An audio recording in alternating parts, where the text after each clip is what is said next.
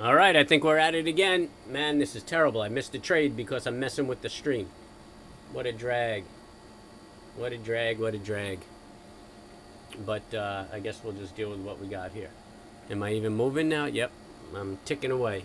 All right, so we closed the gap real quick.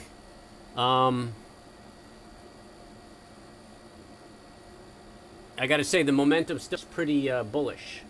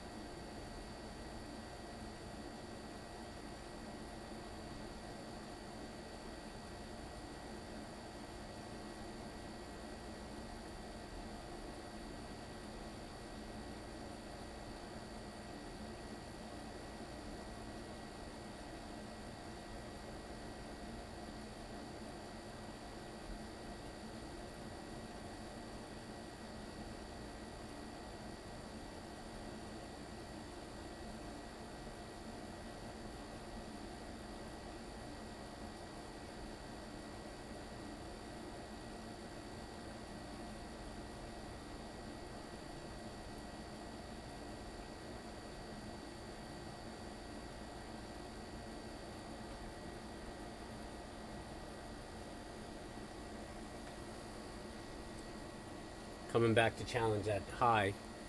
Um, Momentum looks pretty good on the 30 and the 1. Um, Looks good on the 5 and the 2. Everything's bullish. You could take that trade. It's pretty aggressive move up.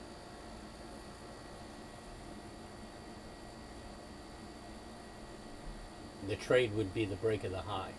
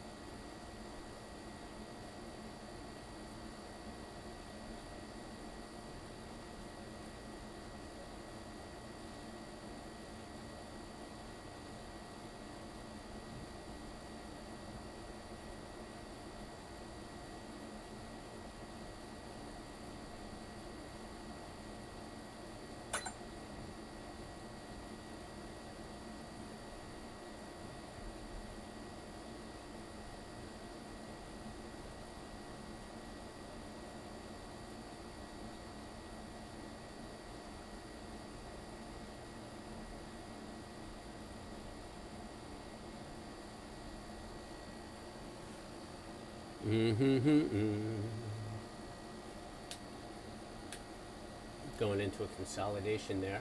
So we're above yesterday's bar, so it's not an inside bar today. Um, we're actually making new highs, but right now we're just in a doji. Um, but we're on the second half of the first half hour bar. and she's looking rather bullish. I think we'll probably dance around here. I'm really not expecting a lot of movement.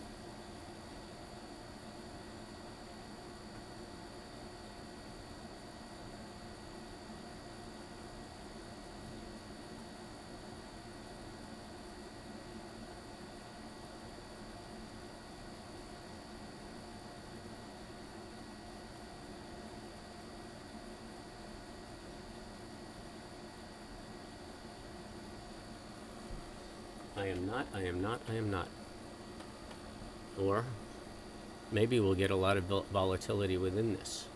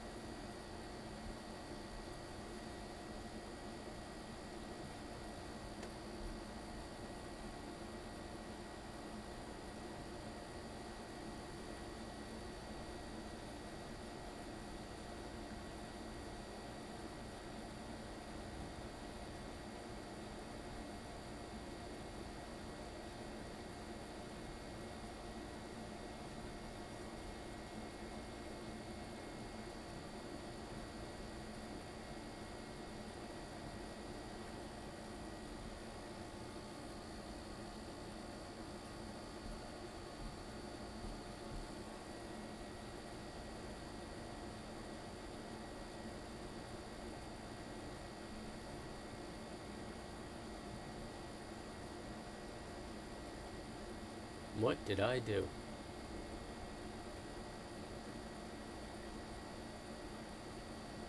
That's what I did. Yeah, I gotta figure out the scaling on these charts. I'm just still not good with this software.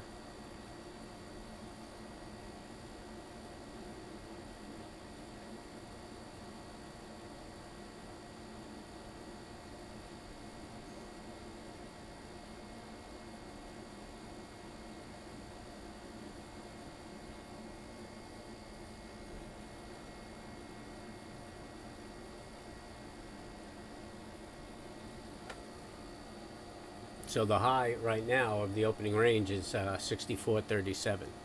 Really not a lot of range going on. Looks like a 10-point range.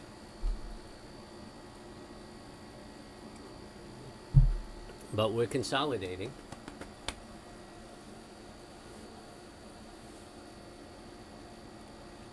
Might be a range-bound market today, which is not our best trading market.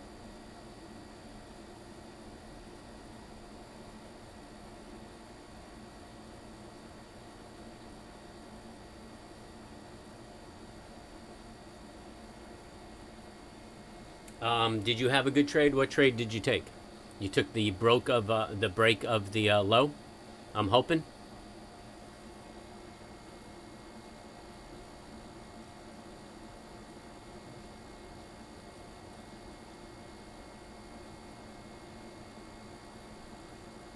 Yeah, that would have been a nice trade, man. I mean, 8 points, you would have picked up 4. I missed that trade because I was messing with the stream.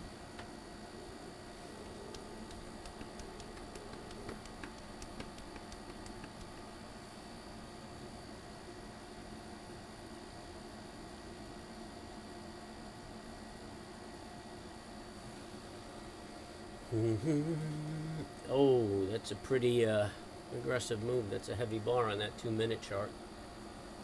A heavy bar on that 5-minute chart.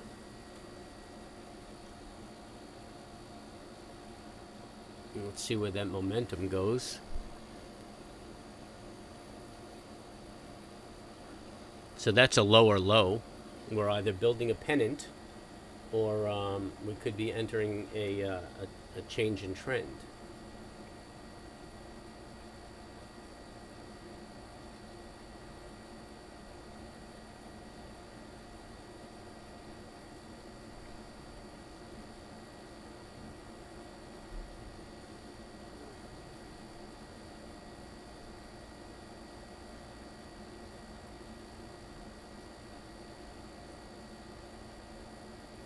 Don't know if I could really call that a low yet. Mm-hmm.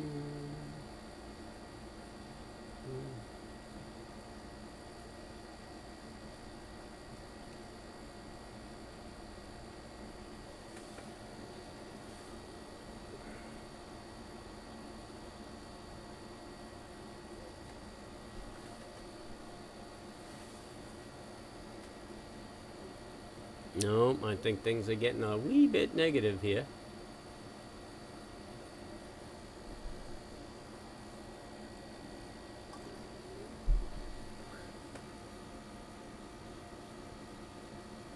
Composite hasn't filled its gap yet.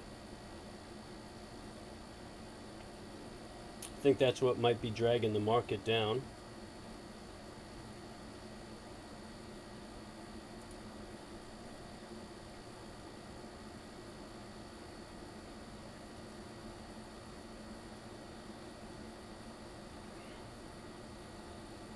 The Dow made a lower high. It's heading for the low, so I don't know if it's in consolidation yet or beginning a downtrend.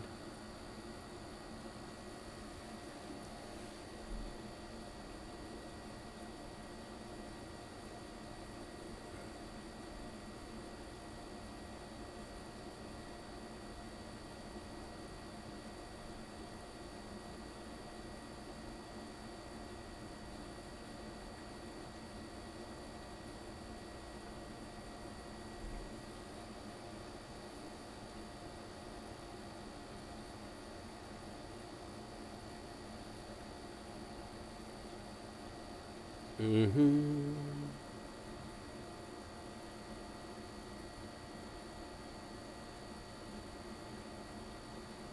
Financials are trading off. Energy's trading off.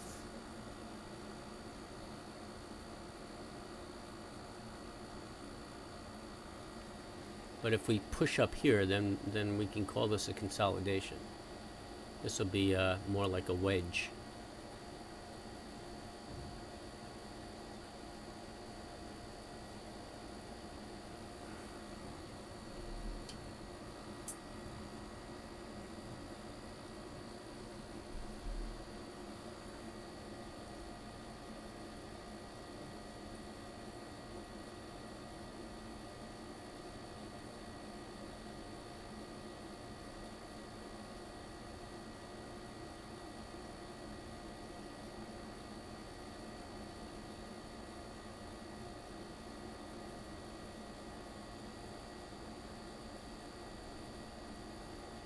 So what trade did you take, Anthony?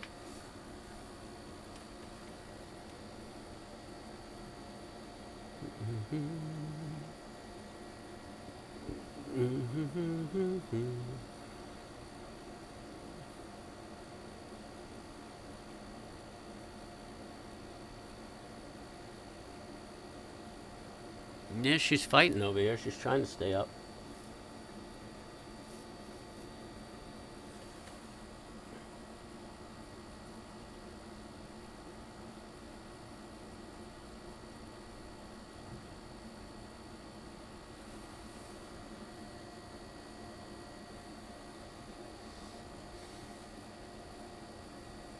Yeah, I would call this a wedge. Well, let's let that bar close. But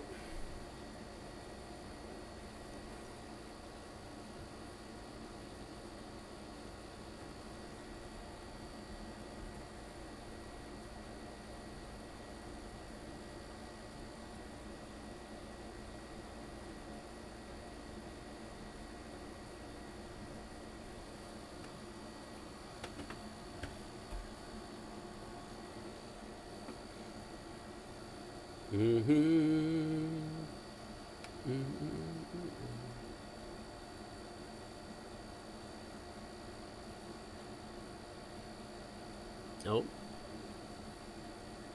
That's a no good.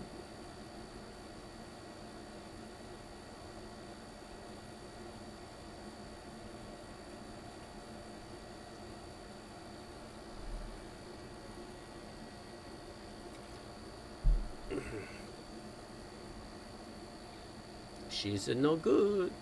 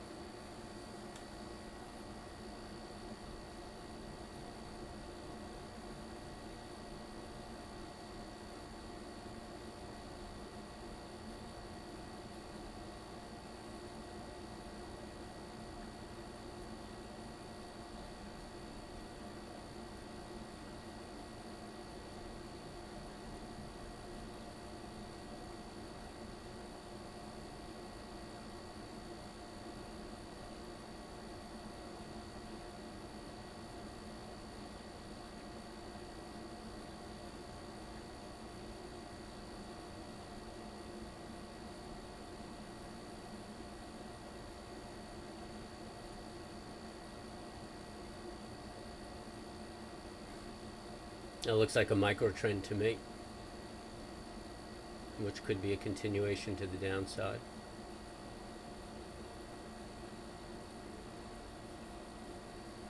Unless we get a break and make a new high on that range.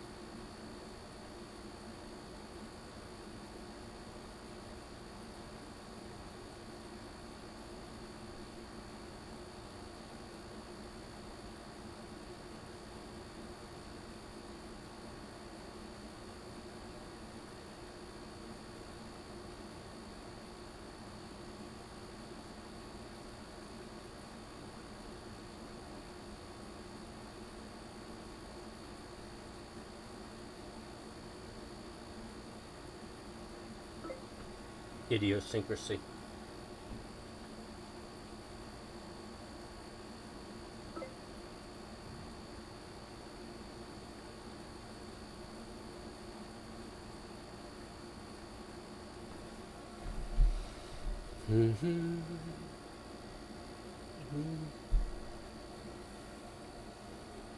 Apple is up. Thanks for the update, baby. Hey, Wyatt, did you do anything with NVIDIA?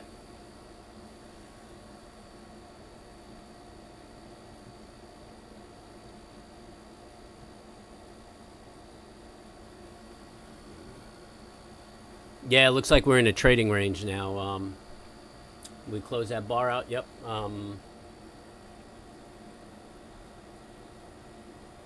It's kind of a tight squeeze, too.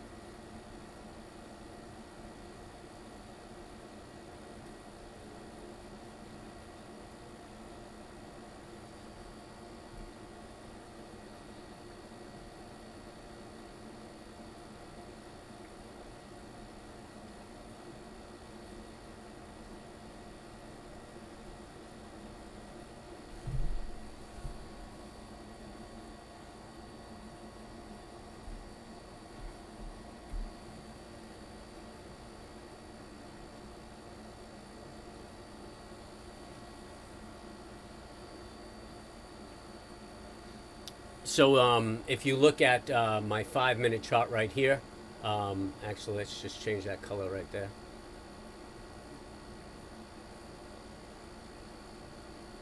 You'll see those golden color bars are my opening range. Excuse me. And that's good to watch because you could take a trade on the breakouts of those, which at the moment the opening range is the high and the low. On my 30-second chart, I'm just watching this pennant right here that it looks like we're trading in. And oh, the S&P went positive and it's pushing up. It closed its gap and now it's making an up move. That's cool. Let's see if it drags the Dow with it. The financials are weighing heavy on the S&P today, and so is energy. And again, we have the Feds speaking next week and a little uncertainty in the market. So I'm thinking we might be in a consolidation for the next week or so. And I wouldn't mind that so much. We're up at the highs, or at least getting close to testing them. I would like to see it move higher. On the daily, we're kind of looking at a divergence.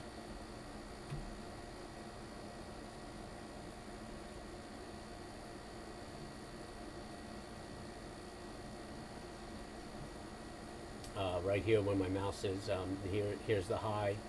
Here's the high on the momentum, and here's our high right now, and we're pretty low. So if we turn around, we could be, or continue up, we could be building a divergence. I would like to see us break that high.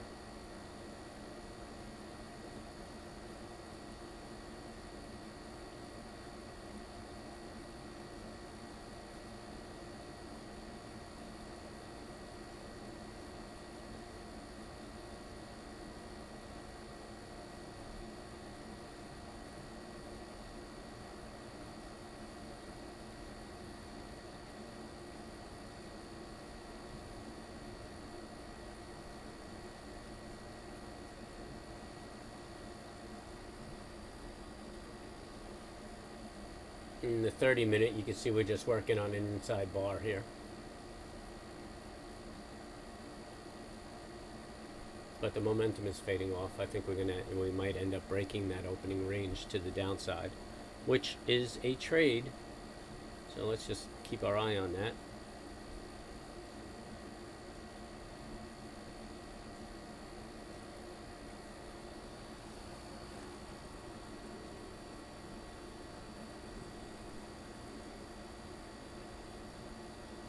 Put season. Sure, if you wish.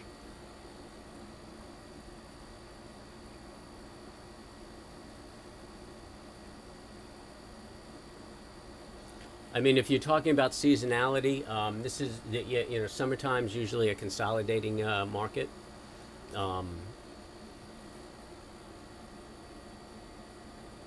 don't know that you would have a put or a call season.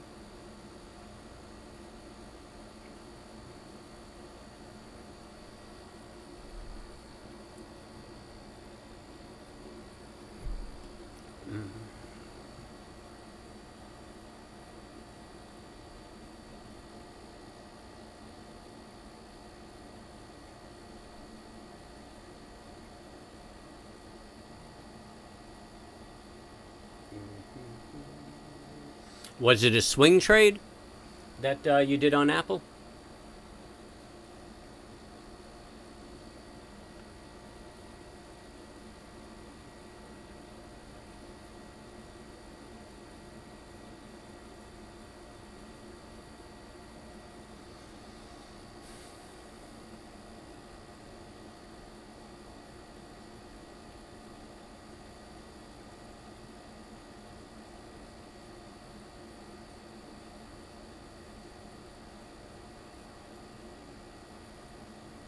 The markets have gone to sleep.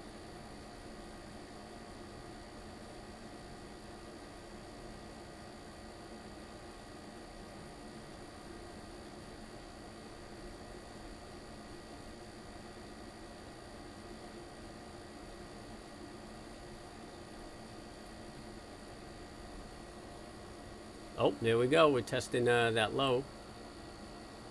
We can take that break.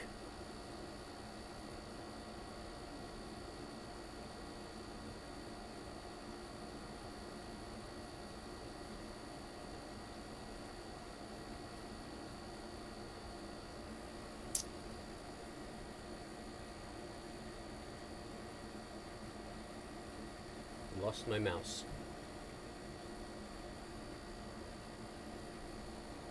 No, now we're going to start this.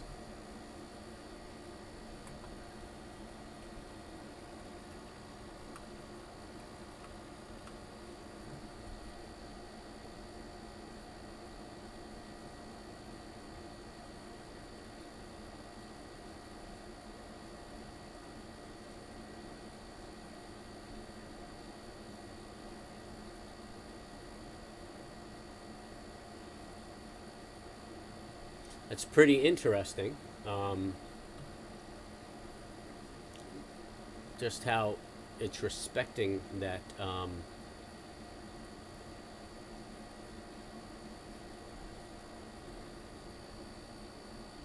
high and low.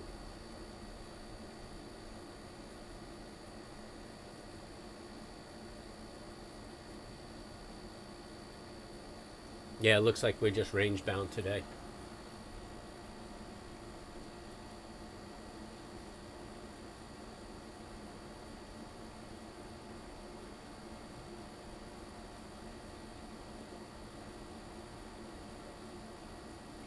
Oh yeah, today's oil day too, right? So that's going to make it choppy.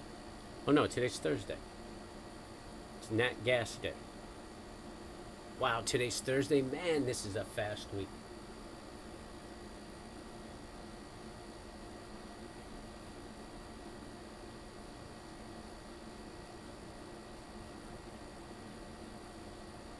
Really no market mover for tomorrow. Next bit of next catalyst news would be Tuesday. And then we got the Fed decision on Thursday. Yeah, this should be a dead day.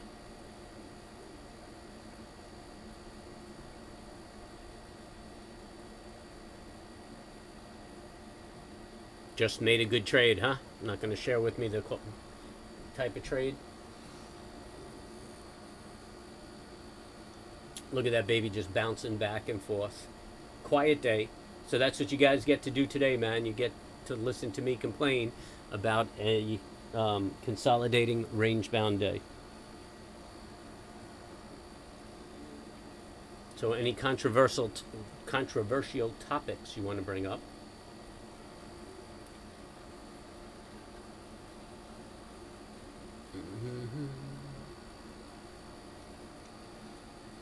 I had a good day in the gym, if we're going to count our blessings.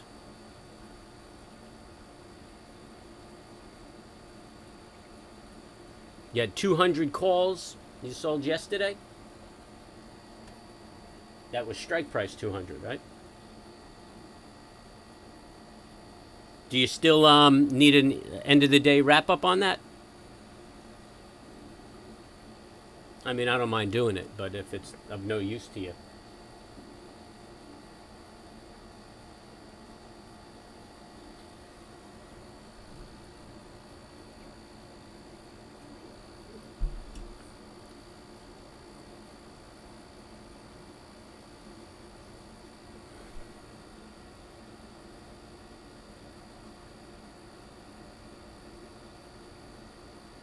Look at this market just going back and forth in this wedge. And the wedge is basically the opening range, man. Might be getting a break right here. But, I mean, look at all this congestion. I'm not going to take an interest until... Let's see the high. Actually, I don't even like the tone of the market. So I'm probably going to just hang back today.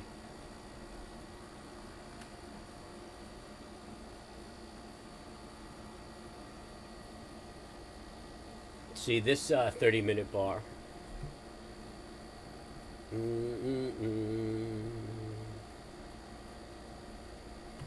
See the 30-minute bar right here? It's an inside bar, and we're getting this choppy action back and forth. I mean, you don't want to trade in there.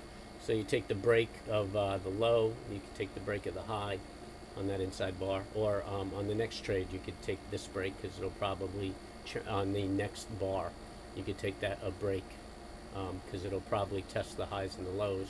That might give you some movement. But again, I mean, you know, what do we got in it? I mean, the whole opening range is 10 points.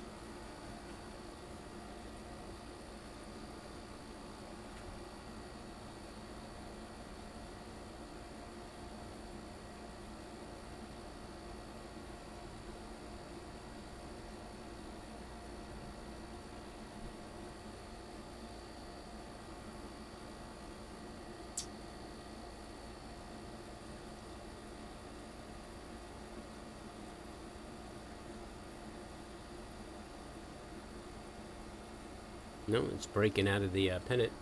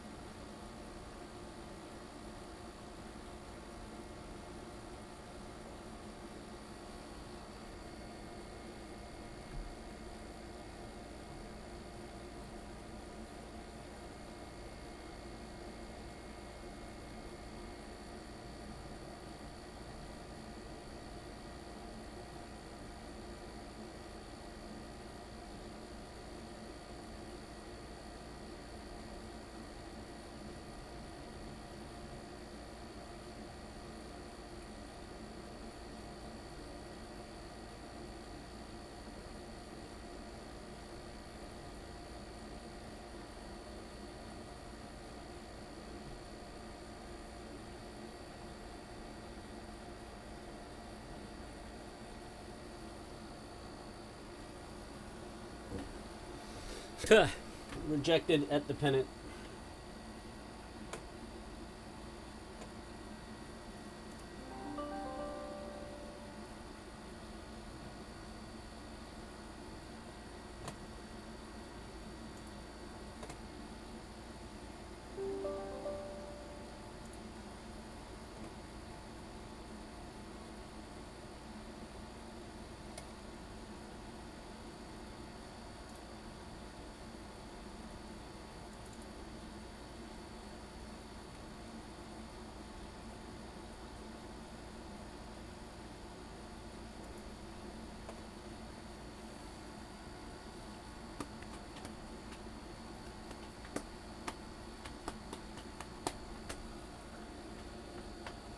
No, look at that. We're just gathering around at the trend line. So yeah, I'd have to argue that today is just a trending day. Not a lot of action going to go on.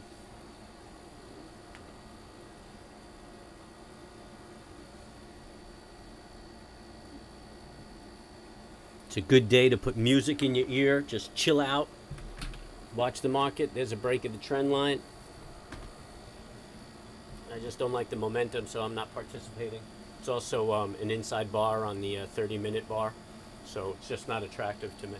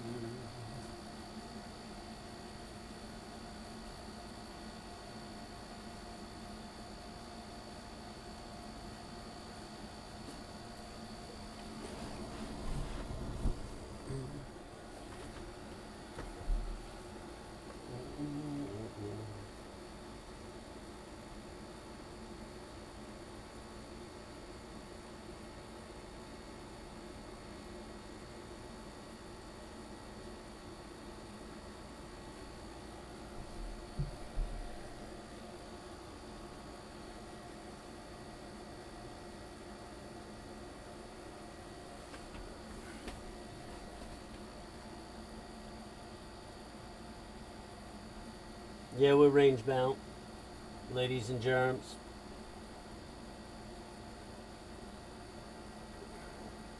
Today's the best day to sit on your hands, go do something nice, take advantage of the fact that you're self-employed and your time is your own.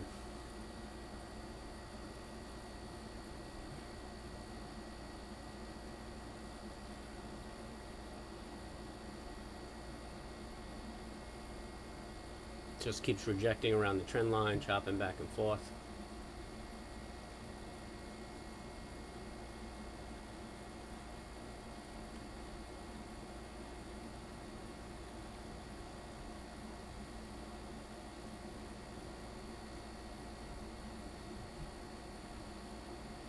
Hmm.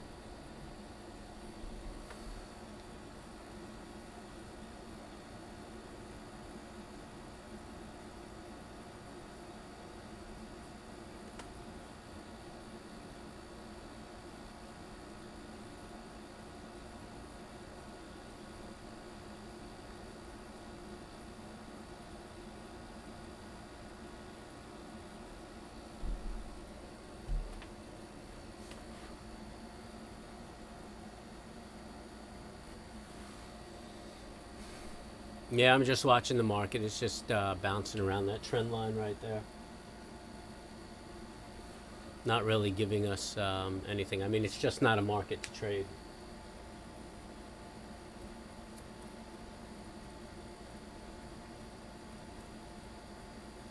I think the issue is, there's uncertainty because of COVID, and you got the Fed next week, and you would expect next week to kind of trade like this.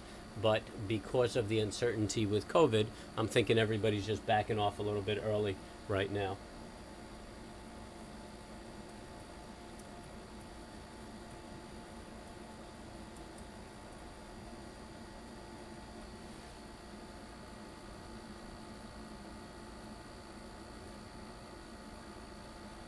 So it's a sit on your hands day. A smart trader mitigates his risk.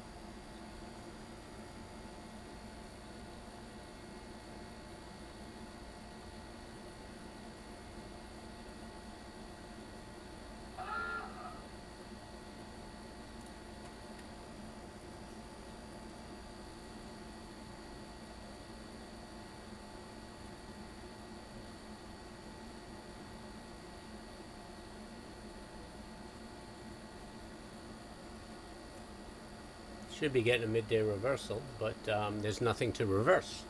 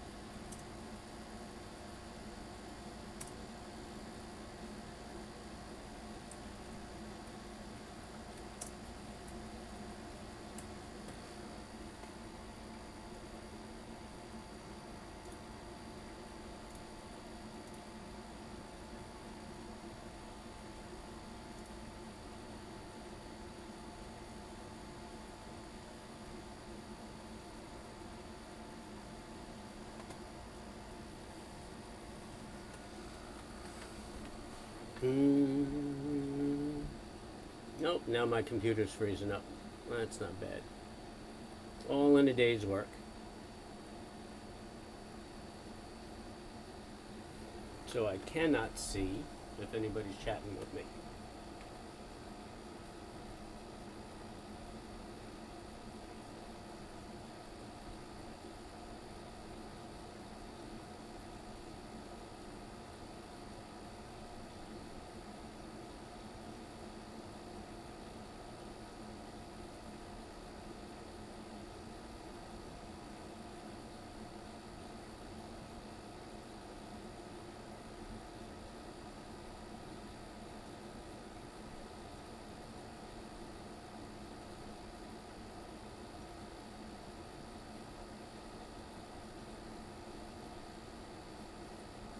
Ah, I got it.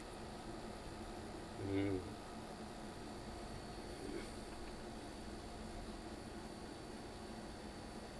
Well, I have my Tommy. I'm answering your question. I just got the browser open to be able to see it.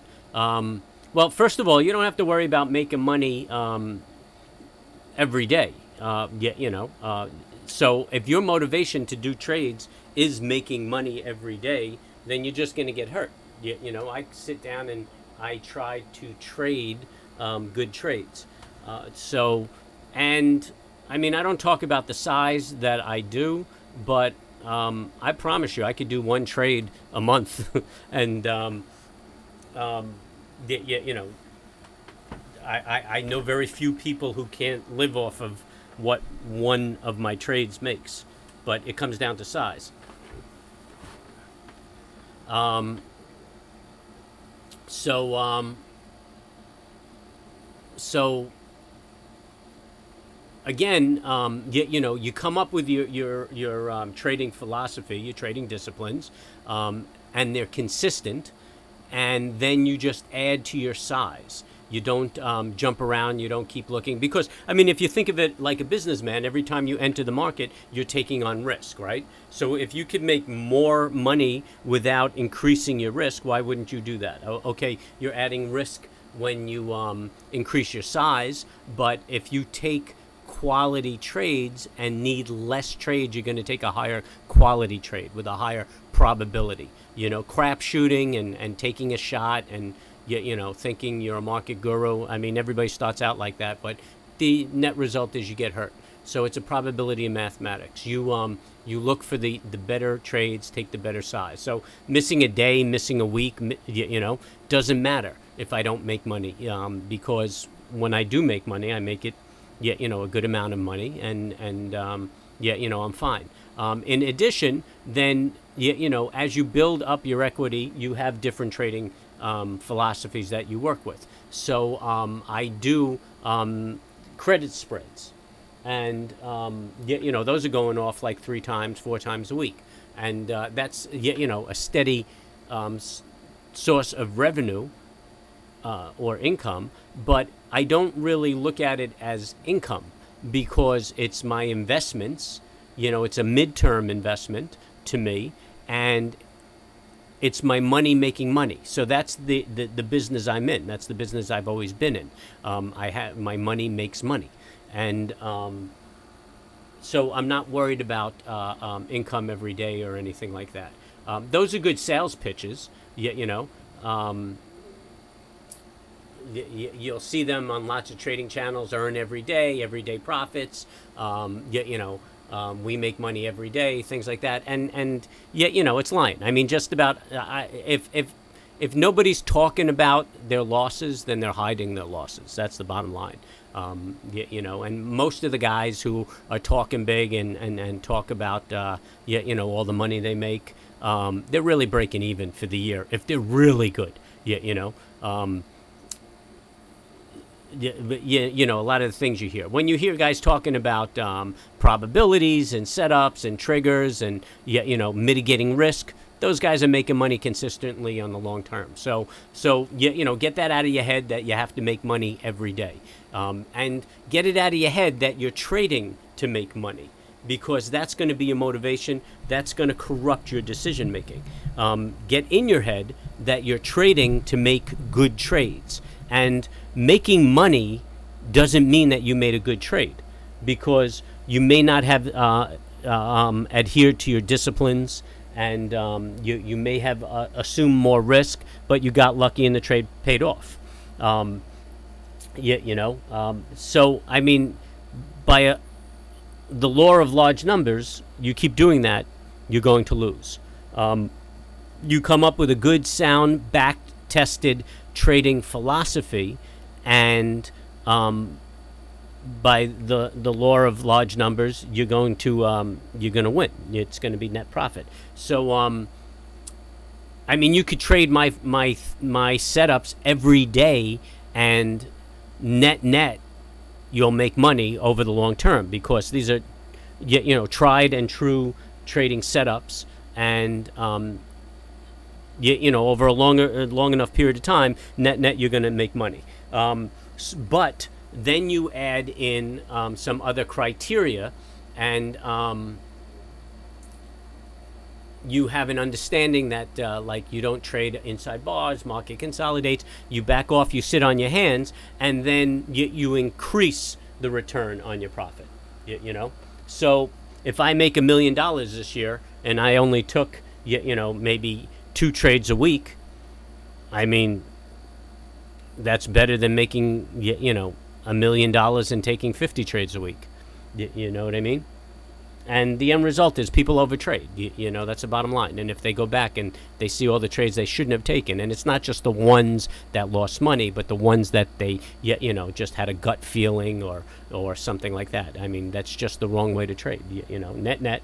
And you get a lot of one-year wonders in this industry. I mean, I see it all the time. They have a really great year. I knew a guy did like 25 million his first year, and lost it all. Made 25 mil his first year in his account, and then lost it all the subsequent year. So you just got to get that greed out. And I tell guys all the time that I speak with, stop trading your profit and loss. Every guy who's counting their money at the table ends up losing. And a lot of guys, I can. And I tell guys, I don't look at my profit and loss until the end of the week, and my P&L. And you'll hear me bitch, stop trading your P&L. I mean, I'm having it out with one dude right now over the text, and I keep telling him, he keeps talking to me about his P&L, and keep telling him, stop trading the damn thing. He's like, it's impossible. I can't not look at my P&L for a week. I mean, if you're up or you're down, but I'm not in the game for the making money aspect of it. I'm in the game for the trade. I know if the trade's up or down. At the end of the week, I'll figure out how much money I make. I mean, I got a general idea in my head, but again, I won't look at the P&L. I mean, I won't even close out the position on paper and say, okay, I made this much, I made that much. I'll do it in my head, just because I don't want to be subject to that. I got to make this back. Like, I'm working with one guy who took a beating on Apple, and he's got to make his money back. He's got to make his money back. He thinks every trade he's going to make his money back. He's out of his mind. And this guy used to work at my firm in 2011. So this guy's seasoned, and he's still, he's caught up because he got caught on in some bad trades. So his head is wrong. I'm working with him now and trying to get him to stop looking at that P&L, stop taking the trade that's going to make him back the quarter mil he lost, and just get straight and make good trades. We're actually grinding up, which is really nice. I mean, we're only up $4. We're coming to the we're still very range bound. So, I mean, it's not a day that I recommend you trade. But if you break that opening range high, that would be good. You could probably take that trade. And don't worry about what you left on the table, man. Don't worry about the trades that you missed or how much money everybody else is making. I mean, that becomes a big problem too when you hear people are talking. I made this, I made that, I made this, I made that. Just remember, nobody ever talks about their losers. So you know, you got to sit back and just not be corrupt, or not let anything corrupt your ideas. I try not to listen to other analysts either, because that bias seeps into my decisions, and then I trade poorly. You know, I know what I'm looking for in the market. I know what my criteria is, and that's how I trade. You know, I mean everything, and it's hard for me because I'm a very instinctual, gut feeling kind of guy in business, and things like that. I go with my gut, but this is entirely against my personality. What I'm doing here, this is more like an accountant or an engineer. You know, and it took me a long time to be able to do that. Oh my goodness, why is everything locking up on me over here? It took me a long time to be able to work like that, but that's how you have to be. It has to be methodical, and I know I'm belaboring the point, but I got a lot going through my head, and I want to get it out. You really need to understand that, because this is where everybody blows up. You know, you have your rules, you have your criteria. A trade ticks all the boxes, you take that trade. You don't worry about what you're missing for the day. Oh my goodness, I am totally frozen. Oh, there we go. You don't worry about what other people are doing, or the moves that you're not in, and you know, all that stuff. I mean, you know, it's just a matter of having some maturity. You know, business maturity. I find when I train new brokers, guys with military backgrounds, usually the best, because you know, they're good at following rules, taking orders, and controlling their emotions. You know, guys that are well trained. You know, maybe the grunts might not be it, but you know, like one of the best traders I know used to be a SEAL.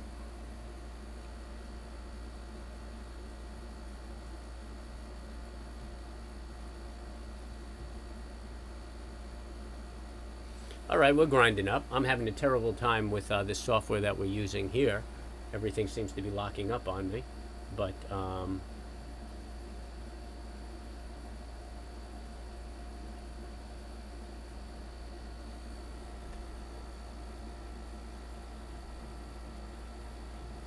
so again, what you do on days that you can't make money is you sit back, you don't make money. If you have to make money every day, then you know, you're in a terrible position.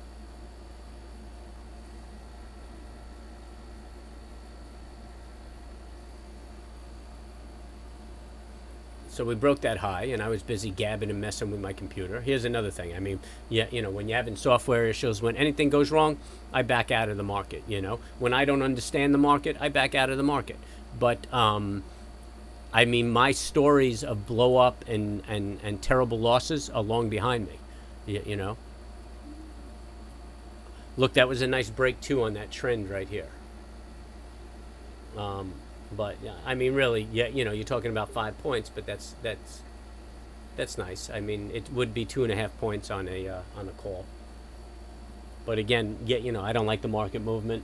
I'll sit back. And you guys have seen that before. Everybody who's been with me from the start. I mean, yeah, you know, you've seen like a week go by, 2 weeks. Maybe I take 1 or 2 trades that week. You know. But we made some money this week, and this month was a phenomenal month, man. Yeah, you know, I mean, I don't see the value in taking sub-quality trades, especially in a month that I had a great month. I mean, yeah, you know, this is not about greed.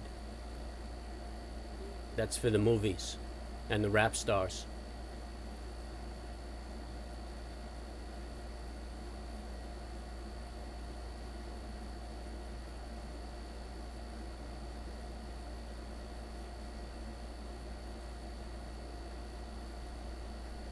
Mm-mm-mm.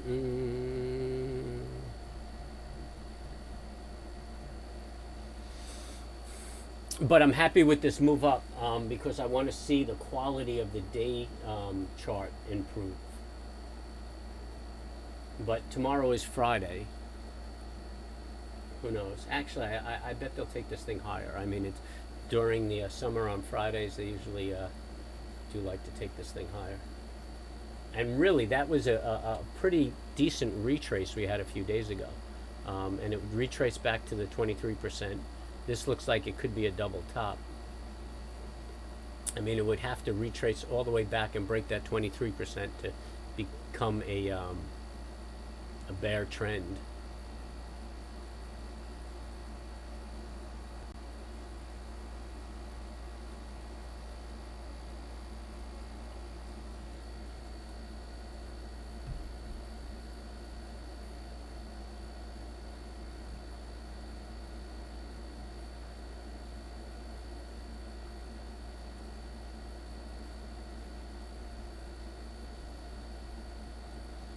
Yeah, well, I mean, um, you know what? There was an old timer.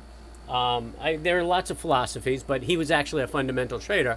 But he used to say, if you don't trade, trading is like shaving. If you don't trade every day, you're a bum. Yeah, he's an old timer, and I think he still does some interviews on CNBC. Like a calendar is not a criteria for me to take a trade. Because I've woken up today and the sun has risen today is not a criteria for me to trade. And yet, a monetary goal is not a criteria to trade. I trade because I see a quality trade. And when I lay my money down, I know probabilities are in my favor. I mean, I remember shooting from the hip, being a gambler. I mean, many years ago, and not realizing what a viable industry or business trading is. Looking at it more as a gamble. And I mean, I know the feeling because I love when I'm in a trade. I like trading. I like participating in a trade. But again, that doesn't click my boxes. That's not a criteria for why I trade. I trade because the probabilities are in my favor based on the technicals. I invest because the probabilities are in my favor based on the fundamentals.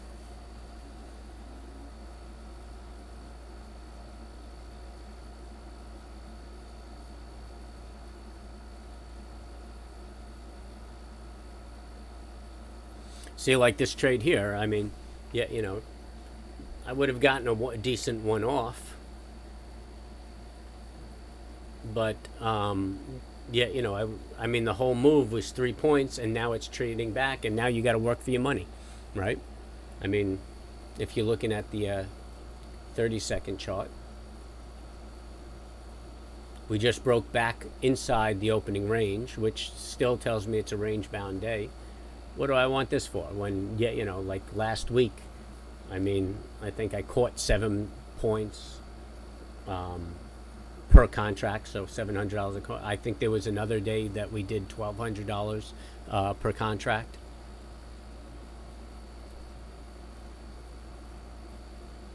With the same amount of risk that we'd be taking here. And then even less because the day was a good day and the probabilities were in my favor. So, monetarily my risk might have been the same, but statistically my risk was a lot lower. And I know I'm belaboring the point, but this is the one thing that I feel take traders out of the industry.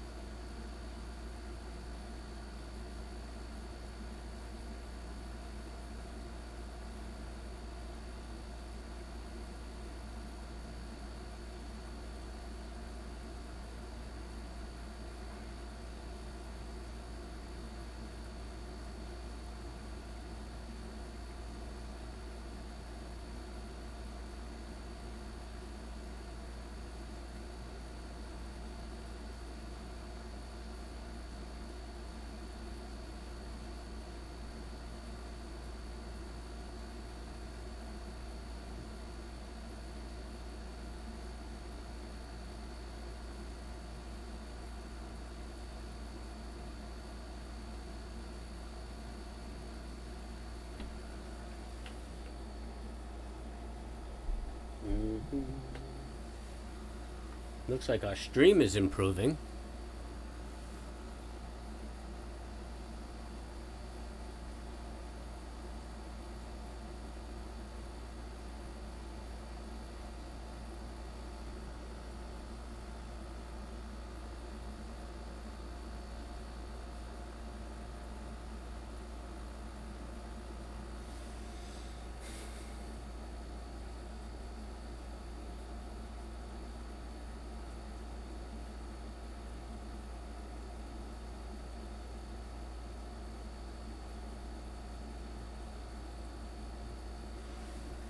Yeah, well, yeah, that's the retail trader. They're not professional traders. They didn't take time to learn how to be professional traders.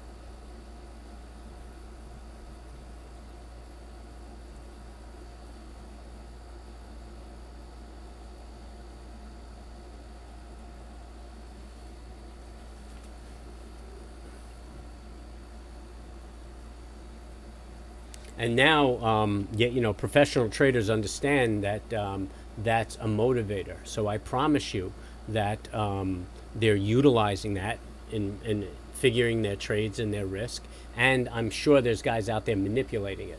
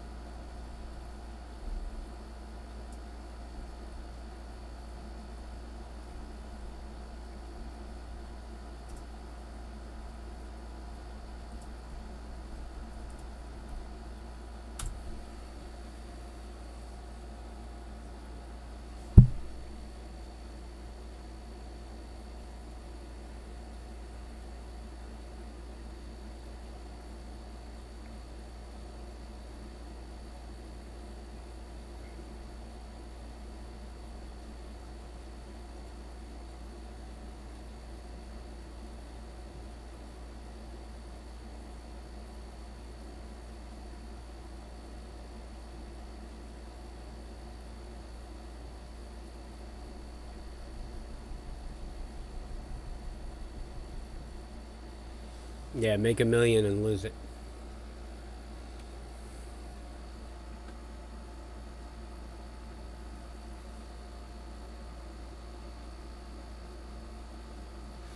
I heard a saying once. A guy said, "I blew my fortune on women and booze. The rest of it just went to waste." So I promise you, I am irresponsible with my money, but it's definitely on partying.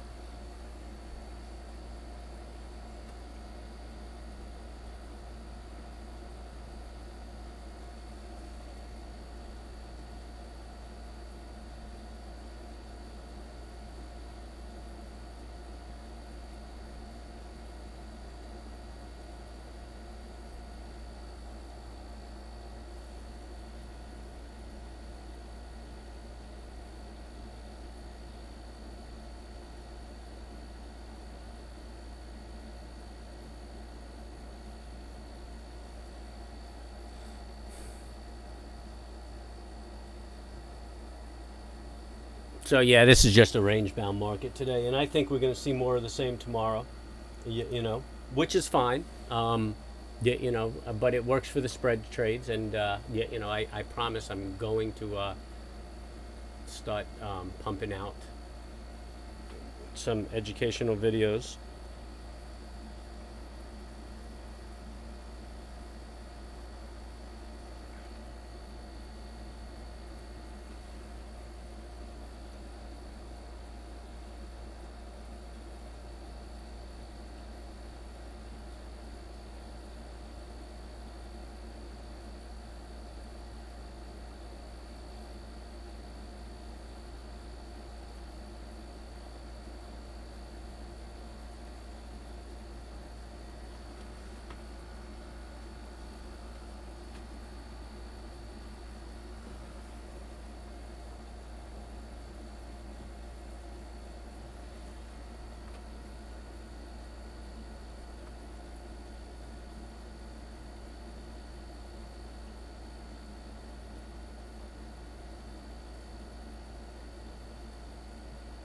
Yeah, I mean, you could see it right here. I mean, there's just nothing. It's just range bound. It's yeah, a sitting on your hands kind of day. And I mean, why risk your money?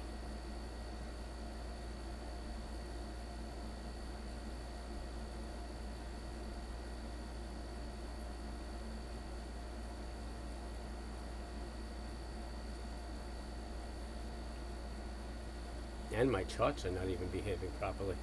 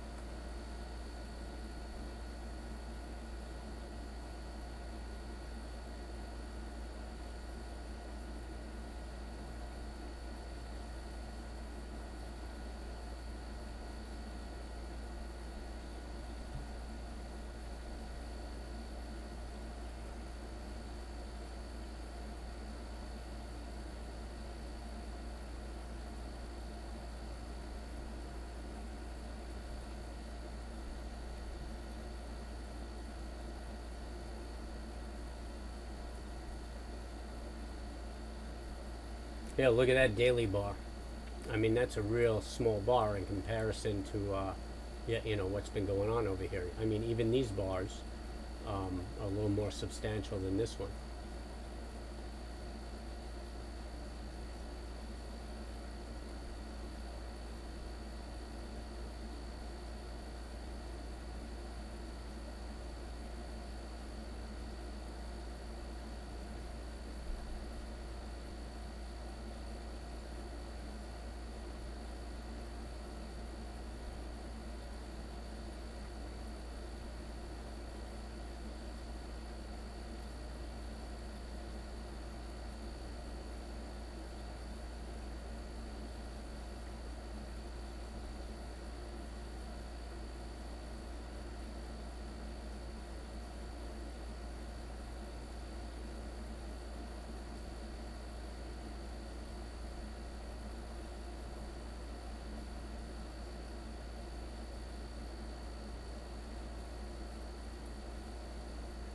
But nonetheless, it's a higher low and a higher high, so that bar is still trending up.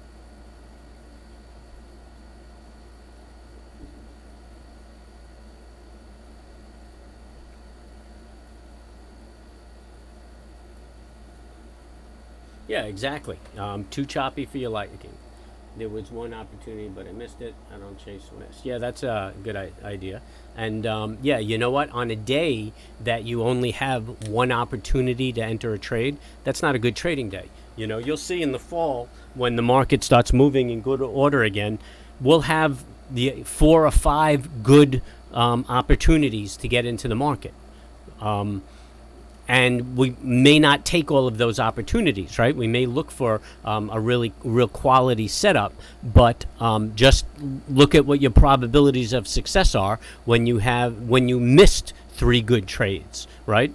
And then boom, boom, you jump in, you catch 2 or 3 good trades. It increases your probability. So here, I mean, I'm seeing a lot of indications of movements, but nothing good. So you'll probably take 4 or 5 trades, and then you'll get a little bit of a positive movement.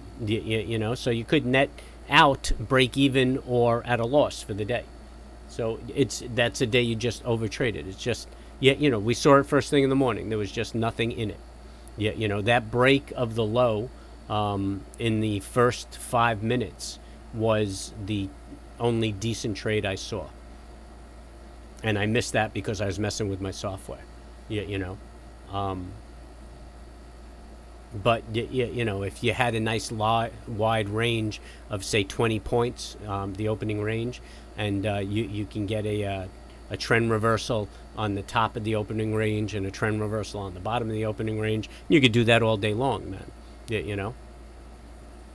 So I'd rather just leave my capital be, let it be there for the times that I get paid.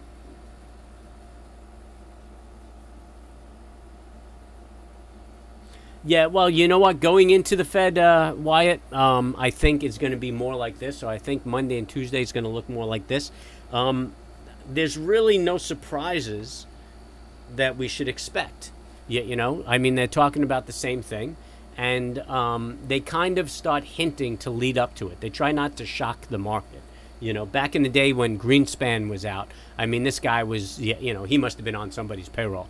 I mean, there was even a portfolio monitor. Like, he used to walk with this little portfolio, and if he carried it under his right arm, people would speculate that he was like dovish, and if he had it under his left arm, it was hawkish. So based on where he was carrying the portfolio, people were taking trades, and you know, I mean, that guy, it was like cloak and dagger trying to figure out what that dude was doing.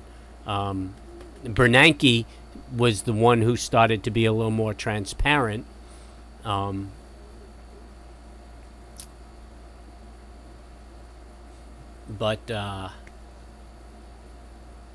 I liked Mnuchin the best, man. Well, he was Treasury Secretary, but as far as you know, guidance on the economy, he was the man. I couldn't stand Yellen, man. When Yellen, I don't know, man. I mean, I don't even like that she's Treasury Secretary.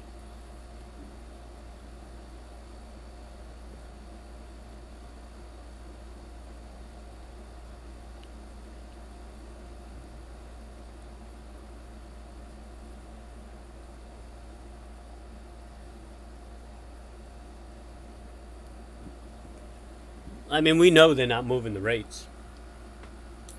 It's the minutes that everybody's going to look at. But again, I'm not expecting anything substantial to come of it.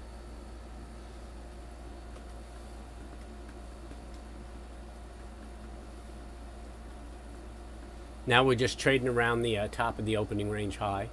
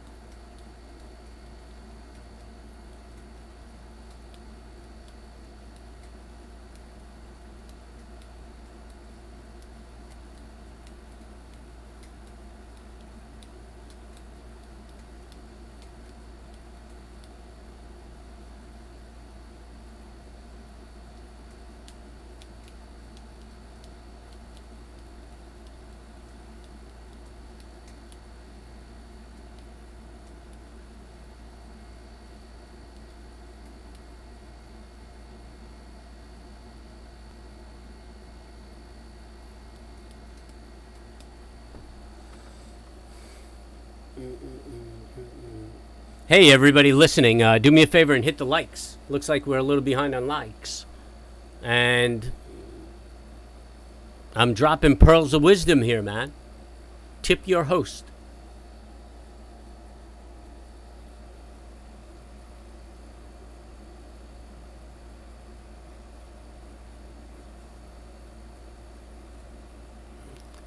A guy in his 50s saying man. I don't know. I don't think I'll ever grow up.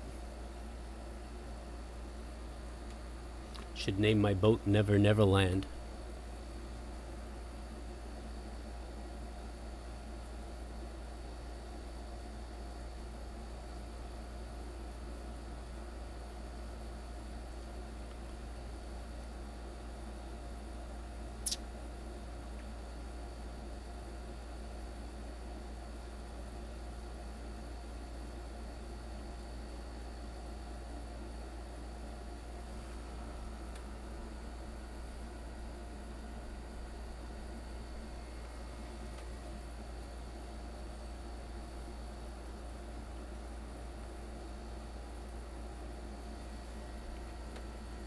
So everybody who trades should be keeping a journal and go back and look at your trades and try to figure out why you took that trade.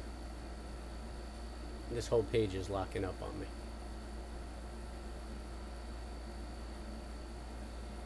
And write down your trades, grade your trade. Did you stick to your criteria? Did you allow it to trade below your stops, hoping that it'll go up? And hey, it will from time to time, but I promise you that's going to be an exact cause of a major blow up. So you need to clock that and try to work that out, I see that too in a lot of young traders who feel that they're being very successful because, they may be trading long in a bull market, and when the stock goes down against them and they're losing money, they sit in it and wait for it to come back. And that works out from time to time, but then it doesn't. And when it doesn't, boom. And that's why you take your stops, because you're protecting yourself from that that one or two times that you're just going to get banged out. And everybody thinks that they're doing well because they stayed in it and their idea worked out, but your idea didn't work out because you took more heat than you were supposed to. You got lucky and it turned around, And this is no place to trade with luck. Oh, I know why I haven't heard from this cat. He's in Mexico.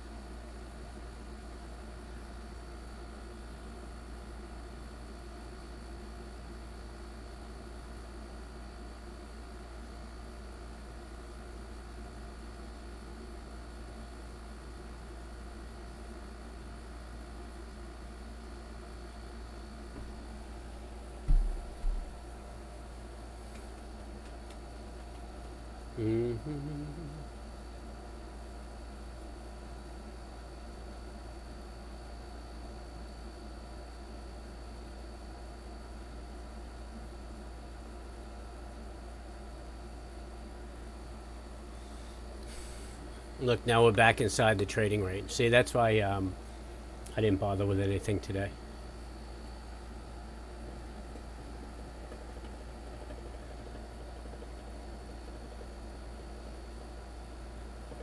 Cool. Let me know when you go to the restroom, bro. I'll go long some puts.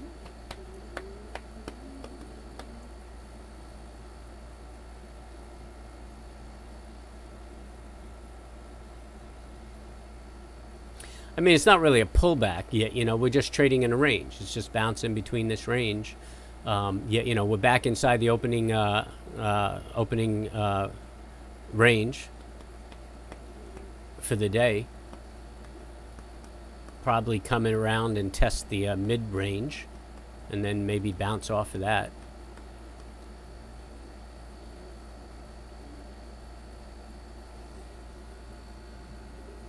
I know all the markets are doing the same thing. The NASDAQ, the S&P, the Russell. The Russell's down kind of aggressively, actually.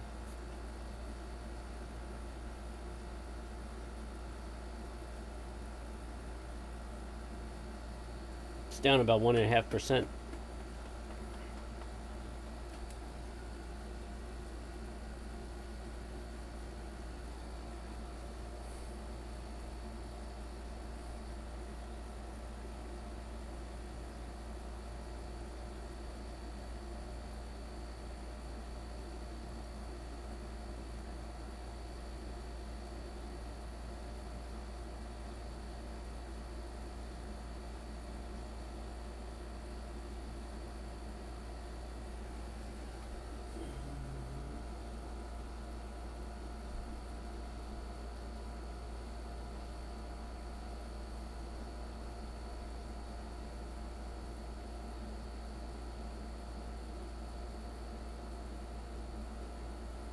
Oh yeah, AMC is making that classic pattern on the daily, man. Watch for the break of that pivot low.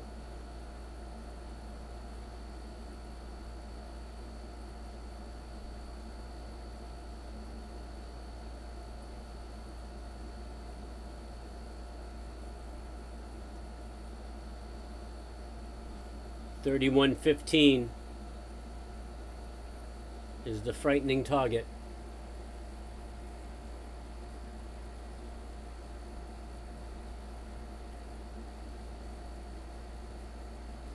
I think I pointed that out in my EOD yesterday.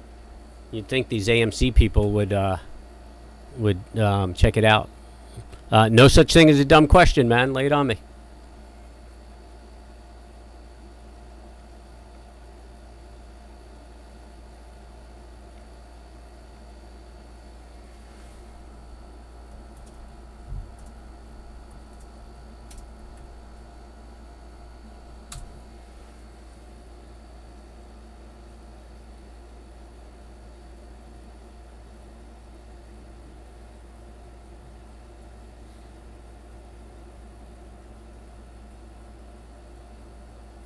I think the only dumb question would be, why didn't I ask that question?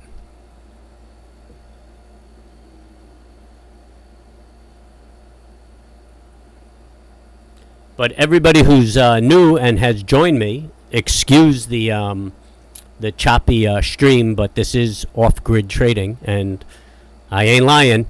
I'm off-grid.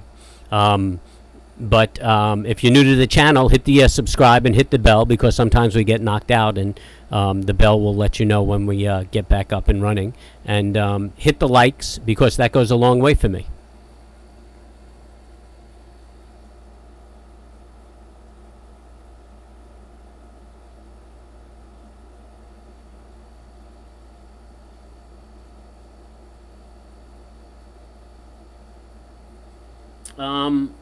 Well, I'm not picking the same strike price, but I'm picking an at-the-money strike price. Basically, when I get in, I'm looking at the delta. I'm looking at the for the 50 delta, and I'm looking at the volume. So, like right now, I'm looking at the S&P, and it's at 4360, and I'm looking at the 4360 strike price, which the delta is 51, and the volume is 5,983. So if I want to do 30 contracts, I know I'm not going to have any problem getting that trade off, right? But if you look at the 4330s, right? Well, the volume is 435. I'm still going to get my my measly 30 contracts off. But here, look at the 4315s, and I'm looking at the calls. I'm looking at July 23s, and well, it just went to 62, but there was 52. I mean, I'm not going to get 30 contracts off on that, you know, so I wouldn't be interested in that trade. So if I go the other way,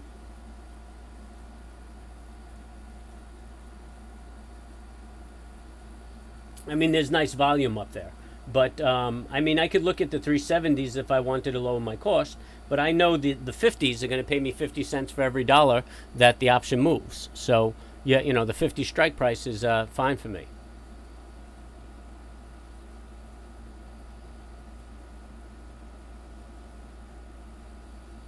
Yeah, I'm not holding it overnight. There's no problem. It's just, you know, if my delta is 22... because I'm out of the money, I'm at 43.80, then I'm only getting like 22 cents for every dollar that the option moves. And the option has to get aggressive and then go in the money for me to start really making money. Yeah, you know, and I mean, we're just trading quick trend. So, and all you're seeing is like $3-4 a contract right now in this market. If even that. So, yeah, you know, I mean, if the stock moves 5 points and I'm, yeah, you know, at 20 cents, I'm only going to get $1 on my contract. If my delta is 20, I'm only going to get $1 on my contract. So, you know, the 360s are what I'd be looking at right now.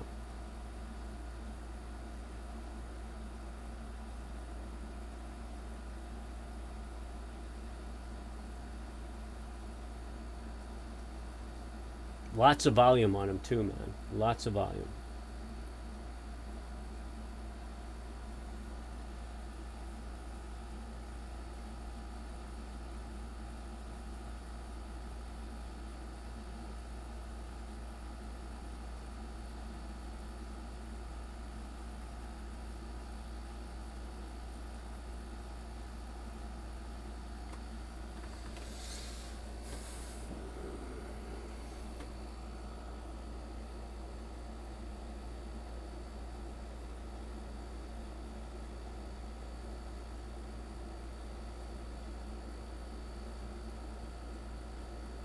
I don't understand what you mean by the same strike. Yeah, the same strike as what the market's trading at, or the same strike every day. I mean, I don't understand what you mean by the same strike.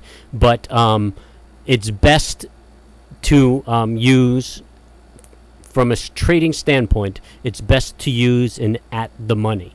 I mean, if it's out of the money or in the money by 1 or 2 points, I still consider that an at the money. The delta is still going to be around 50, and that's what I'm looking for. I'm looking at the delta first for 50, and I'm looking at the volume second to make sure I can get my orders off.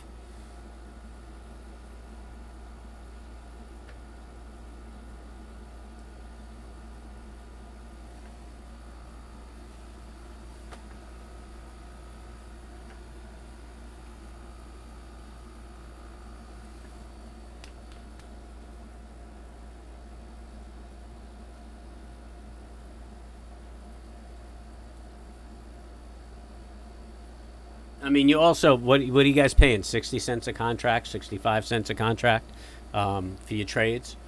So, I mean, you buy a contract with a 20 delta, and the stock moves 5 points, you're going to make a buck. A buck a share, you know?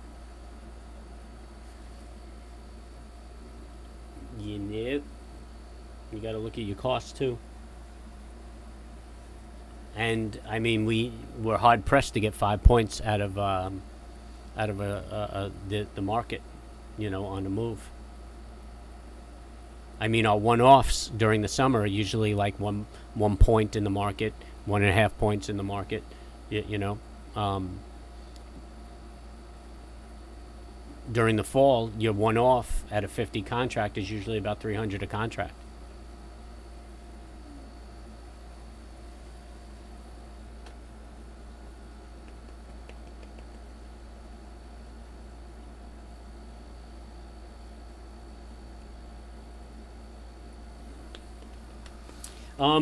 Theta runs into a problem on the same day towards the afternoon. It starts eating up. You start losing time value. If if the market doesn't move right away, if you go long and then you're sitting it waiting for it to move, then you're going to see that theta has an effect. But what we're trading is reversals and breakouts. So in theory, they should move quickly in our favor. We may sit in it a while to hit the target, but it's constantly moving up.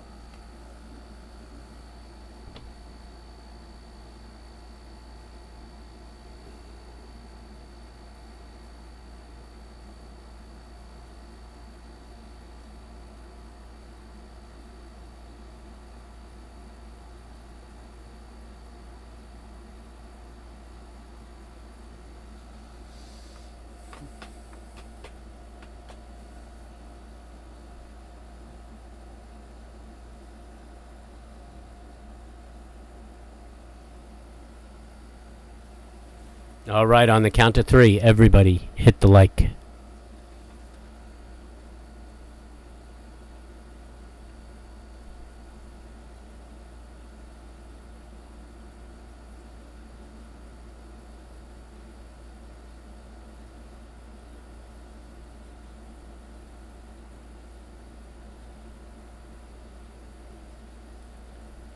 Hey, quick survey.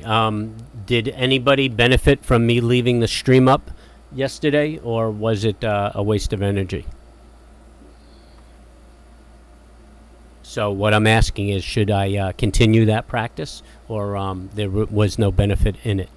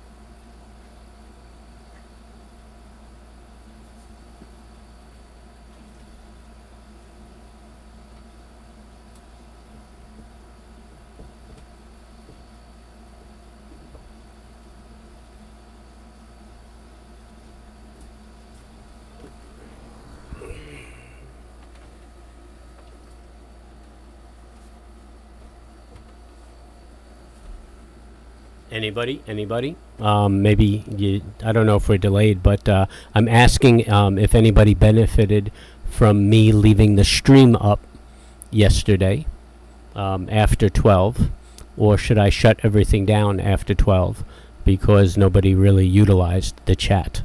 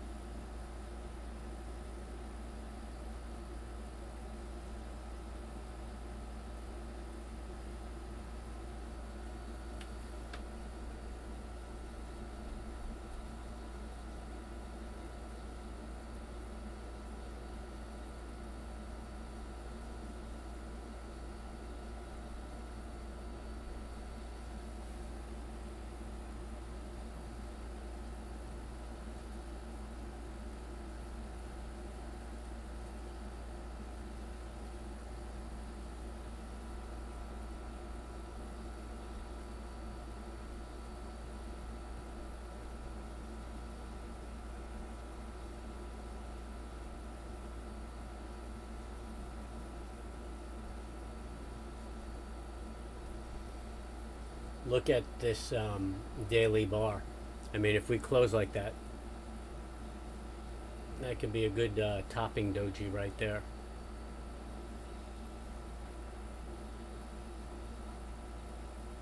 And then we might expect to fill that gap tomorrow.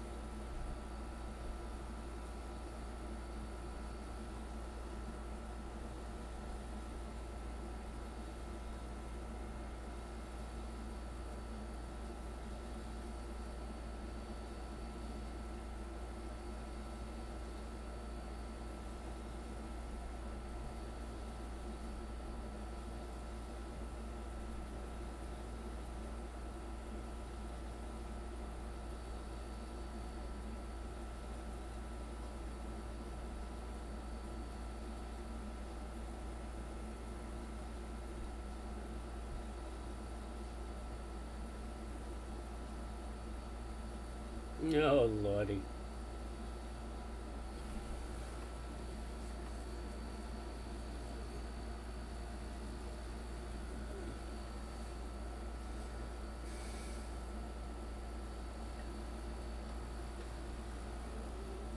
Virgin Galactic.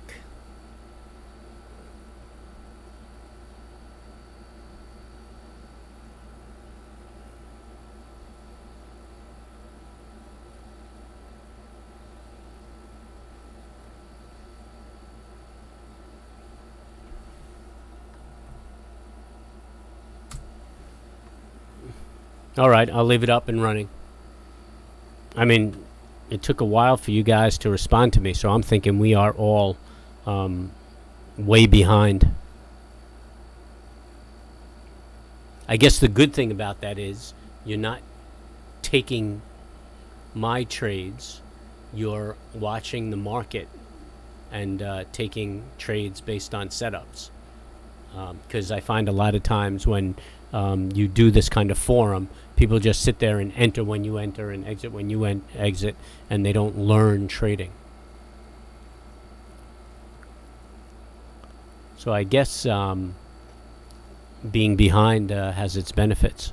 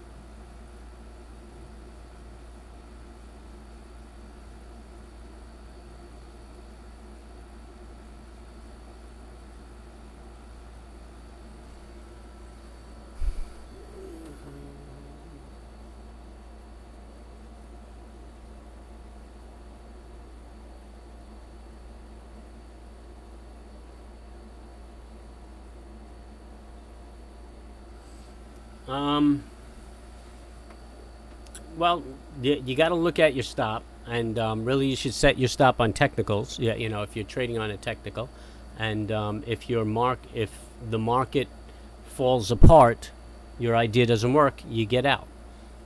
If you set it at a dollar amount, you may not be giving the market enough room to breathe, and you get whacked out. Although if the trade triggers again, you can always get back in. But your stop should be based on the technical, and then your risk should be based on the or your size of your position should be based on how much money you're risking between your entry and your stop. People do it backwards. Like they'll say, okay, I'm just trading 5 contracts, and I can only risk $200, so they put their stop on the $200 mark. But what you do is you look at the risk, and so in essence they're risking $1,000. You look at your entry and where the stop is technically, and if that's $1,000, you do 5 contracts. If it's $2,000, then you do 2 contracts.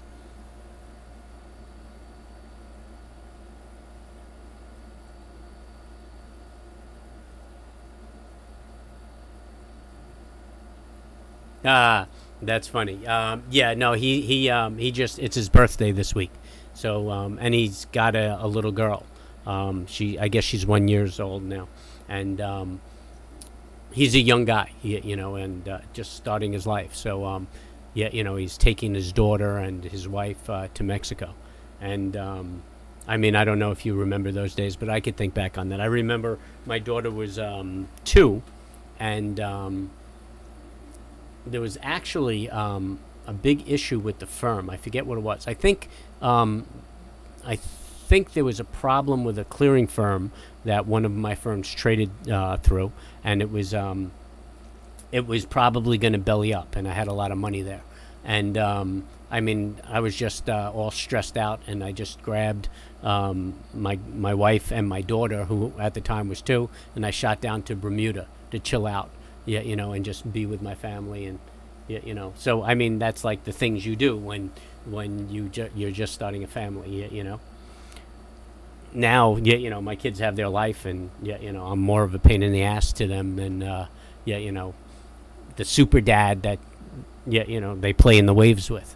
But it's a good time, And he actually sent me a picture of him with his daughter on the airplane, and it takes me back. I remember, the first time the plane landed, and I was showing my daughter, we were out the window, and I was like, showing her how the ground was coming, and then the wheels hit, and we landed, and she's like, oh, do it again, Dada. And I mean, I wasn't flying the plane. We were just sitting there as passengers.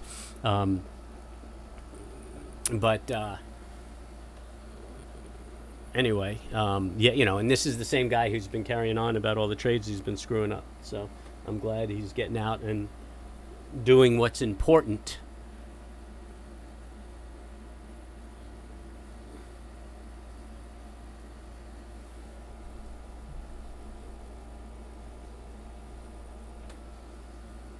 AMC's taking a beating today, huh? The pattern is shot.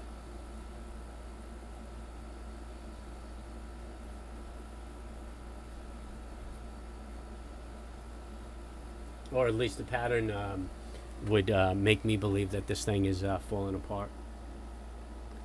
I mean, now you just got to watch that 30 bottom.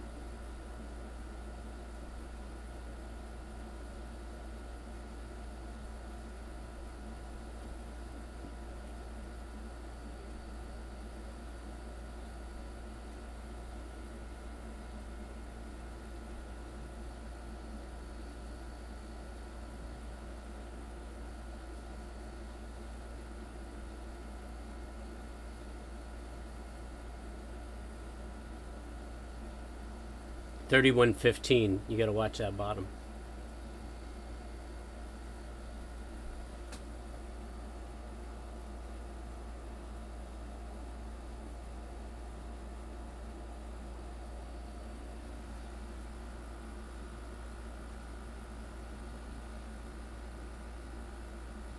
A drug runner. I'd probably be more interested in it back in my youth. I am a bit of a sociopath, and I enjoy that excitement. But at my age now, I don't need to be running from police.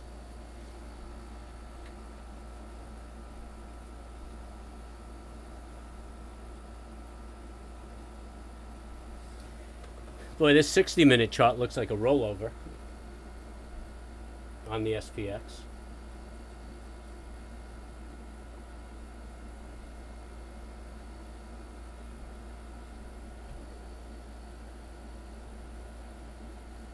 These 3 ominous dojis, and the momentum just squeezing. You can see it fading off here. I mean, it doesn't necessarily mean it's a reversal, but it's definitely telling me that this trend is stopping. It may be going into a consolidation, even on the 60. I mean, this bar is a higher high, higher low. And this bar is a higher high, higher low.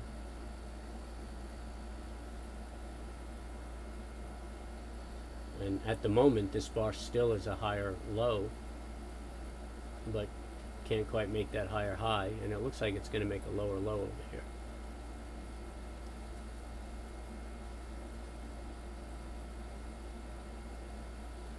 Yeah, man, you can just call these market moves.